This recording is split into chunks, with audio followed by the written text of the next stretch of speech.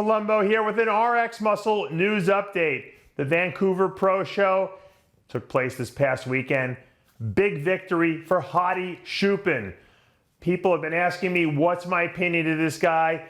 Here's a guy from Iran, can't get into the US, visa issues. He's competing everywhere else around the United States. He goes to Vancouver, Canada, not worrying about the 212 division, does the open division there, wins it. Beats guys like Nathan De Asha, Lukas Osladil, Iain Valliere. I mean, these are not slouches. This guy is for real, and people are asking me, you know, what's the deal with this guy? And the deal is that he's got oodles and oodles of tons and tons of muscle and graininess and muscle maturity and stage presence. Reminds me of Momo Benaziza from back in the day. He's not the tallest guy. He doesn't have the best structure on stage, but when he hits shots, his body comes alive, and he shows detail and graininess that these other guys just don't show. And he beats these guys, and he's beating a lot of guys like this throughout the world, every place but the US, because the guy can't get a visa to come into the country. So we got to put some feelers out there and try to get this guy to the Olympia. Can he win the Open Olympia? I don't think so. I don't think he can stand even nowhere near guys like Brandon Curry and Rudy Winkler, but I think that he can certainly take that vacant 212 Olympia title easily. I think it's got his name written all over it. I think he would be a tremendous champion. I think he could probably win for several years and not be beaten because of the level of density that he brings to the stage, professionalism. I've never seen the guy out of shape.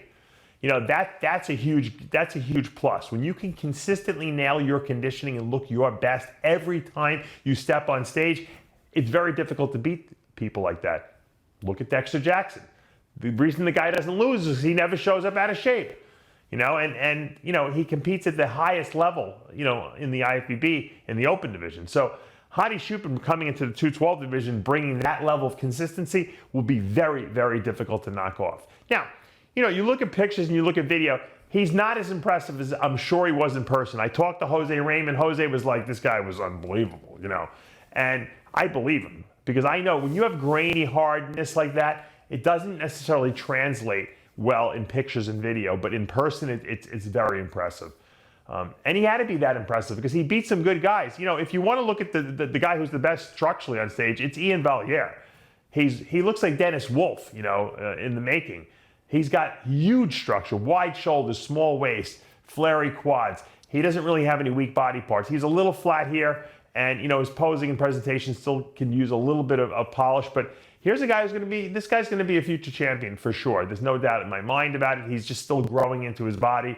He could have easily have won this show if he was at his best.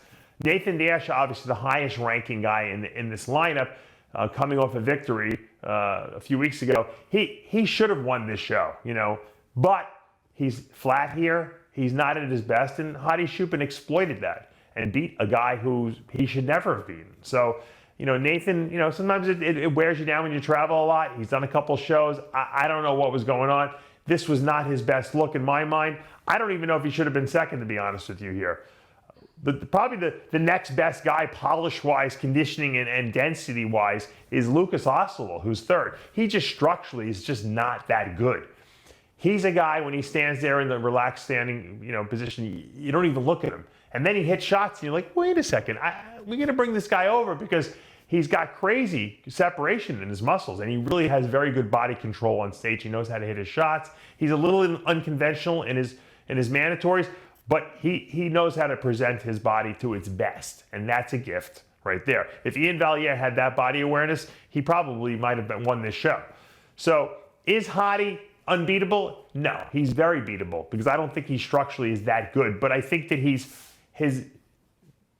gift is that he can consistently bring the level of conditioning, show those muscles off the way he does with the presentation that he's got and the density and the years of muscle that he's built up on that body. It shines. You know, Kamal El-Garni reminds me of, has the same level of density in his body, but Hadi's bigger actually, and I don't think that Kamal can beat Hadi if it went one-on-one. Can we get, you know, Hadi into the USA to see and do the Olympia? Who knows? I'm sure we can get him in once, but I don't think Hadi wants to just come do the Olympia once by sneaking into the country. He wants to get a visa so that he can come and compete in this show every single year. Plus, maybe hit another couple, maybe do the Arnold. Well, there's no 212 Arnold. Knowing him, he'll do the Open Arnold, because I think that we need to have representation from all these Middle Eastern countries, even though I know we have a ban on certain countries coming into people coming into this country. For athletes, there should be exceptions made, and there should be special visas available. And I don't know what his coach, Hani Rambod, has been doing, but I'm sure he's working on helping to get Hadi into the country. The fact that he's competing all over the place is a good sign, because that's going to give him more visibility, have people see that this guy's for real, and that we need to have him in this show. And that's really what it amounts to. But this is a great victory for him. He wins an open division here. He beats a bunch of good guys. And I think that it goes down as a plus on his resume for sure. But this guy is a future 212 Mr. Olympia, no doubt in my mind. And of course, I want to give honorable mention to Josh Wade, who's just always right there in the wings, brings the best level of conditioning he possibly can, and absolutely raises himself above what his genetic potential is by bringing his best every time he steps on stage. Congratulations, Josh.